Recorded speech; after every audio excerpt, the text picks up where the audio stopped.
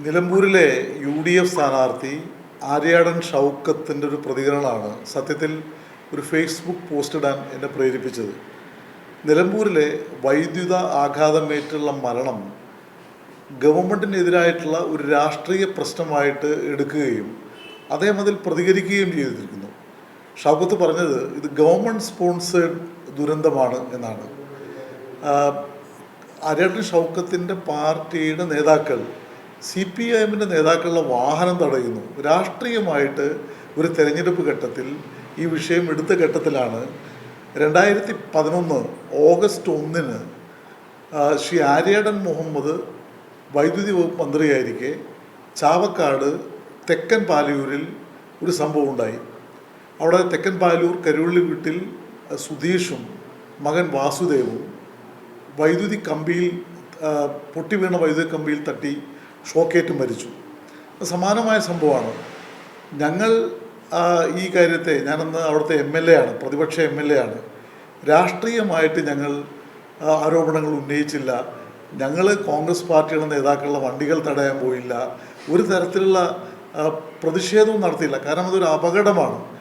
പക്ഷേ സമാനമായ ഒരു അപകടം ഉണ്ടായപ്പോൾ ഇതാ കിട്ടി ഒരു പിടിവള്ളി എന്ന മട്ടിൽ നടത്തിയത് തികഞ്ഞ രാഷ്ട്രീയമായിട്ടുള്ള നെറികേടാണ്.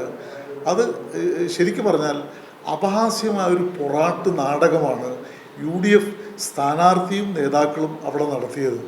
കാരണം ഇങ്ങനെയുള്ള സംഭവങ്ങൾ ഉണ്ടാകുമ്പോൾ അതിനെ രാഷ്ട്രീയവൽക്കരിച്ചുകൊണ്ട് ഭരിക്കുന്ന ഗവൺമെൻറ് ഏതാണോ ആ ഗവൺമെൻറ്റിനെതിരായിട്ട് അപകടങ്ങളെ ദുരുപയോഗിക്കുന്നത് തെറ്റായിട്ടുള്ളൊരു പ്രക്രിയയാണ്. അതുകൊണ്ടാണ് അത്തരത്തിലുള്ള പ്രതികരണം നടത്തിയത്. ശ്രീ ആര്യാടൻ ഷൗക്കത്തും UDF നേതാക്കളും ഇക്കാര്യത്തിൽ മാപ്പ് പറയുകയാണ് വേണ്ടത്. കള്ളപ്രചാരവേല നടത്തി ജനങ്ങളെ തെറ്റിദ്ധരിപ്പിക്കാൻ ശ്രമിച്ചതിൽ അവർ മാപ്പ് പറയണം. തങ്ങൾ നടത്തിയ രാഷ്ട്രീയമായിട്ടുള്ള ദുഷ്പ്രചരണം തെറ്റാണ് എന്ന് സമ്മതിക്കാൻ അവർ തയ്യാറാവുകയാണ് വേണ്ടത്.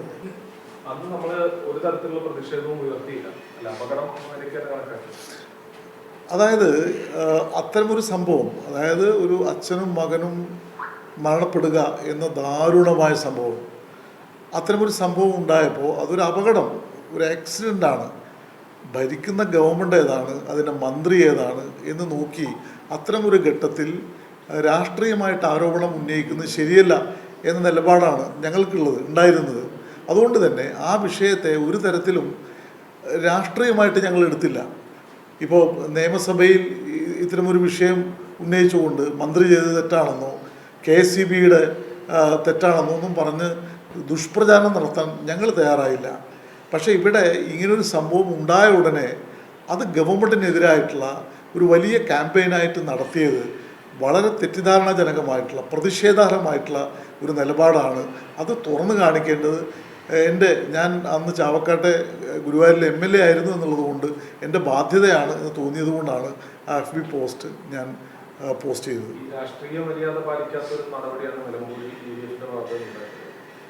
തീർച്ചയായിട്ടും രാഷ്ട്രീയ മര്യാദ എന്ന് മാത്രമല്ല, ഇങ്ങനെയുള്ള സംഭവങ്ങളെ ദുരുപയോഗിക്കുന്നത്, അതിനെ ഗവൺമെൻറ്റിനെതിരായിട്ടുള്ള കാര്യങ്ങളായിട്ട് പറയാൻ ശ്രമിക്കുന്നത് തെറ്റായിട്ടുള്ളൊരു കാര്യമാണ്. ഇപ്പോൾ അച്ഛൻ്റെയും മകൻ്റെയും മരണം വൈദ്യുതി മന്ത്രിയായിരുന്ന ആര്യാടൻ മുഹമ്മദിന് ധാർമ്മികമായ ബാധ്യതയുണ്ട് എന്ന് ഞങ്ങൾ പറഞ്ഞിരുന്നെങ്കിൽ അത് ഞങ്ങളും അന്ന് പറഞ്ഞിരുന്നു എന്ന് വേണമെങ്കിൽ ഇവർക്ക് പറയാം. പക്ഷെ അത്തരം നിലപാട് ഞങ്ങൾ ഒരിക്കലും സ്വീകരിച്ചിട്ടില്ല, അവിടെ നിന്നല്ല ഒരിടത്തും സ്വീകരിച്ചിട്ടില്ല. പക്ഷെ ഇപ്പോൾ കാണുന്നത് മറിച്ചാണ്. അത് ശരിയായിട്ടുള്ളൊരു സമീപനമല്ല.